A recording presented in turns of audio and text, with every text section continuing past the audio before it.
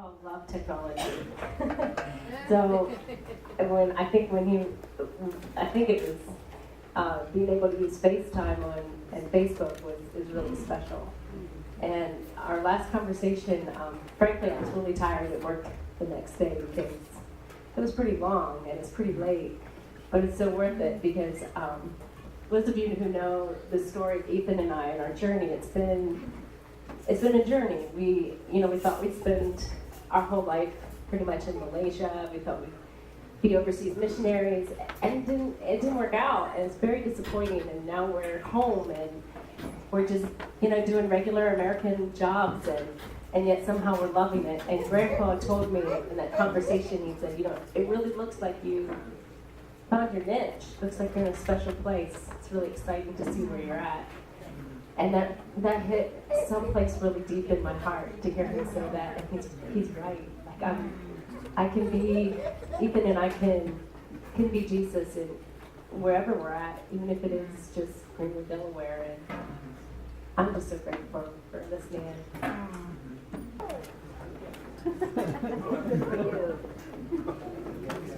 Okay, I'm Clarence Mast. I'm a brother to Lloyd, also to LLoyd, and a bunch of others. And 3 or 4 years ago, the family was pretty much intact. Then my brother Melvin passed away. Then last year, 2 of my brothers passed away, plus my brother-in-law. Now it's Lloyd, so there's only 7 Mast boys left, and I had to be one of them. But I remember Lloyd very distinctly because he's the one that stood next to me when I got married in 1952. When I was going through my mother's estate, I found a yearbook, and I paged through it, and all of a sudden I see this picture of this girl, Eleanor Glazier. She went to Goshen College, and her picture was in there, and I still have that yearbook. So we go back quite a while together, and I'm glad to see everybody here. And I know the weather was kind of bad, but we appreciate everybody showed up. And I like to meet people, but I wish sometimes we'd be in a little better circumstances, like weddings or something. But it seems like people don't want to get married again, do they? And Lloyd was 84 years old, and then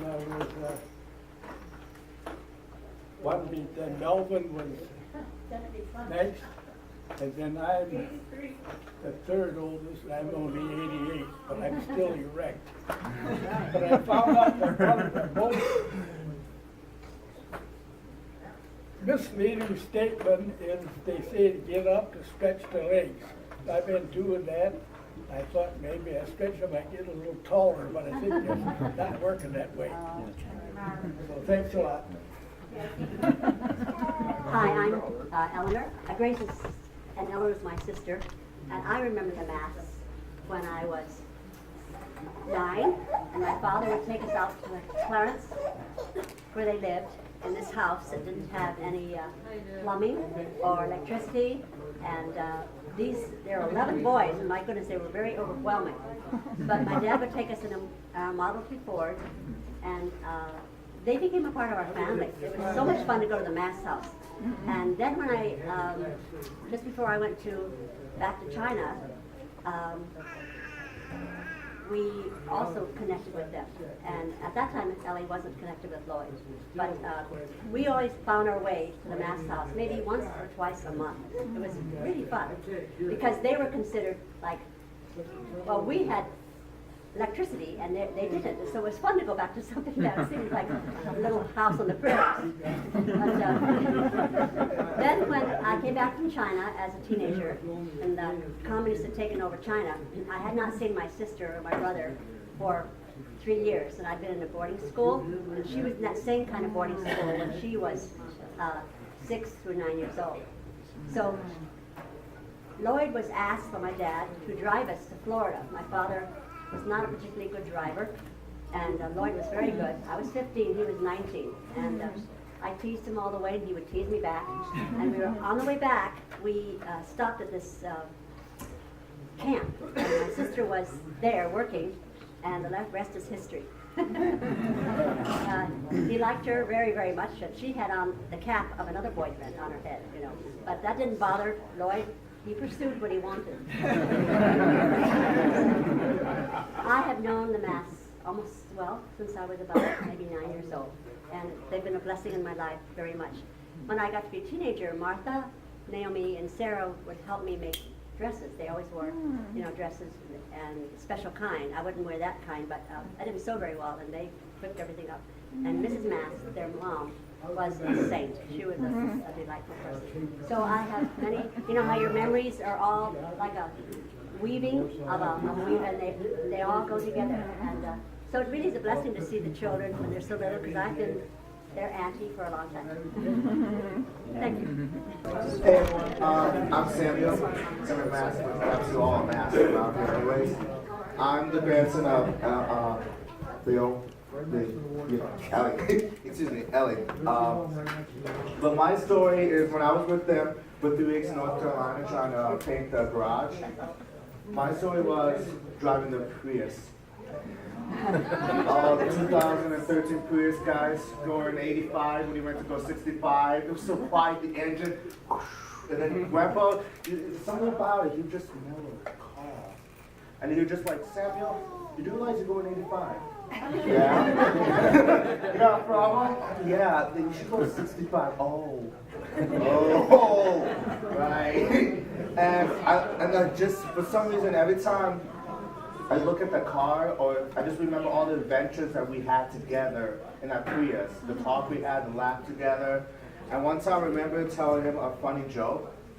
And I was talking about soccer, how people can't see me when we play in the dark. Grandpa was laughing so hard, and to those who know Grandpa, when he laughs, he cries, and he can't see. And he was driving, so we almost on the road, man. Whoa, man. Maybe let's park it, then we can do this. So yeah, that's one of my favorite stories about Grandpa. Thank you guys.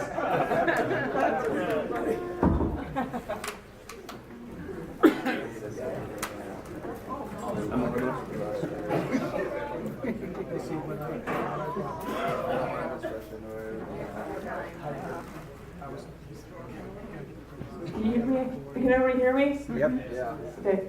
I'm Lydia.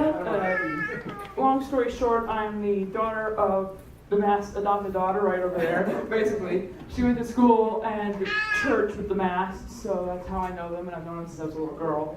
One of my favorite memories of Uncle Lloyd, I think let me call him, was him doing a spoonerism of the Three Little Pigs. My parents told it when he first told it to me. I had no clue what was going on. I did not understand it. And then there's a picture from just 2013, I think it was, of me, and I had my head thrown back, laughing so hard at this silly story. And that's one of my favorite memories of Uncle Lloyd. I didn't get to share too much earlier about a memory, but one thing that does stick out in my mind is my father was really meticulous with his home, no matter which home he happened to live in. Not while he was living in it, but while he was preparing to sell it. And I recall that happening in New Jersey, and it happened twice in Indianapolis. It happened in Iowa. There was a time when, I think, was it Jacob that came, or was it Ian, or was it both of them at one time or another? and we had a gallon of paint fall on the carpet. And Grandpa was very calm, cool like a cucumber, and was able to get that thing up with mineral spirits and lots and lots of effort. And I'm sure the new owners have no idea that it ever happened. Yeah. But the fact that Samuel went down to North Carolina to help paint the garage is evidence that of what I'm talking about, because the garage was perfectly fine before he went down.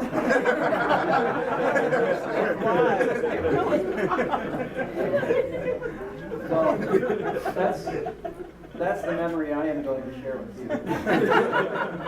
We'll leave it at that. Who's next? I can just keep it. Okay, fair enough. I have to find out. I've always been kind of curious. Oh, first, I'm Kevin. My dad is Jake. My mom is Donna. So I'm a nephew. I just wanted to find out, was I the only one, or is there anybody else here that Uncle Lloyd taught to ride a bicycle backwards by sitting on the handlebars? You sit on the handlebars and you ride backwards and you hope you don't hit something. He taught me that when I was little. I mean, I think maybe like 6 or 7, just getting off of training wheels and then onto the... So did anybody else get that? I mean, I pass that down to other kids that I've come in contact with. How do I try this? And you should see the looks in Taiwan when we lived in Taiwan when I did this on my scooter, backwards going.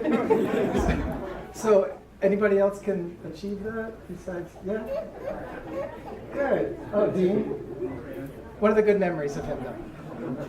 Hi, I'm Julianne. I'm Uncle Lloyd's niece. I'm Martha and Carl's daughter.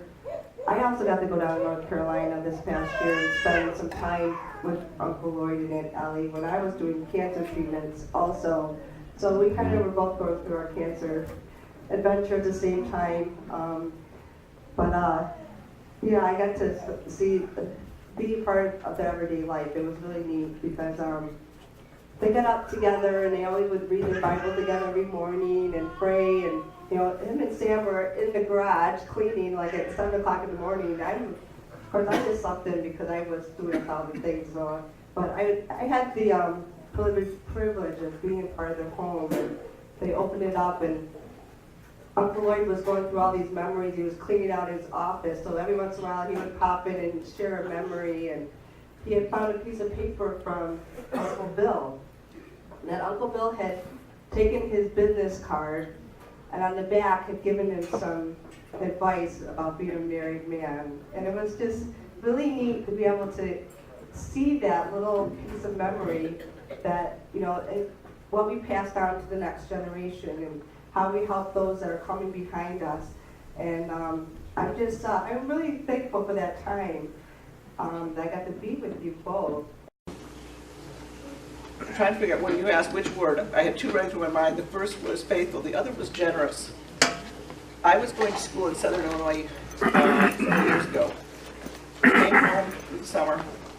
Right before I was due to go back, my transmission went. There was no way, you're not going to put a new transmission in your car, but it was not fixable. They had were going to be coming to Lancaster to take Ellie's mother back to her residence. She'd been visiting there. I think they were in Indianapolis still at the time. And Ellie or Lloyd, I can't remember who it was called, I think it was Ellie, but, well, we can get you, if you can get to Lancaster, we can get you to school. And my dad or my mom got on my phone and said, well, how are you going to get her from Indianapolis to Southern Illinois, which was another, I want to say 5+ hours. And, but we could put her on a bus from here. No, we'll take her. And my parents were just, you'll drive yeah. So, but you, it was with Lloyd and I was driving. And then which I just remember when you drove with me was when I couldn't get out of Southern Illinois to get to Michigan, and you went and got me. So they've been very, they didn't have to. I'm not a direct relative, but just very, very generous with their time, with their That's right. You're their adopted daughter. But I basically, they had 4 sons, they wanted a daughter, so they took me till they got us. But, I took over your Sunday school class. And when she had to go back to work, that's what the situation was. But it was, it's been a long, yeah, okay, good, thank you. Uncle Lloyd is the only person I've ever met who is going to display the character I'm telling you about. I was visiting him, and we went into his office, and we were just chatting. And I saw these like little things up on there was a bookcase, and it was full of like these journals. And I said, "Uncle Lloyd, what is that?" He goes, "Oh, since you asked." He said, "That's every penny I've spent since 1950 something." I said, "You got it."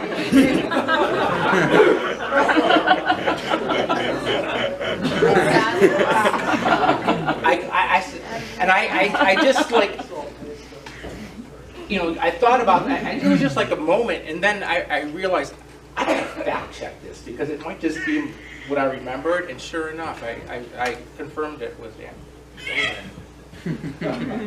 He told me, I said, "Why are you doing that?" He goes, "Because I want to be a good steward. And I can go back and I'm accountable for everything I've ever spent." Wow. Who does that? Uncle Lloyd. Yeah. I've tried to, never could.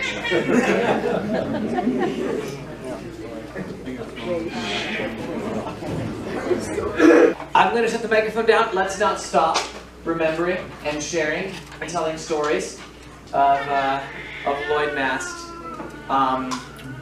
Thanks again to all who've been here. Thank you to Gary Free Methodist Church for your hospitality. We really are grateful for that. And thank God for Lloyd Mast.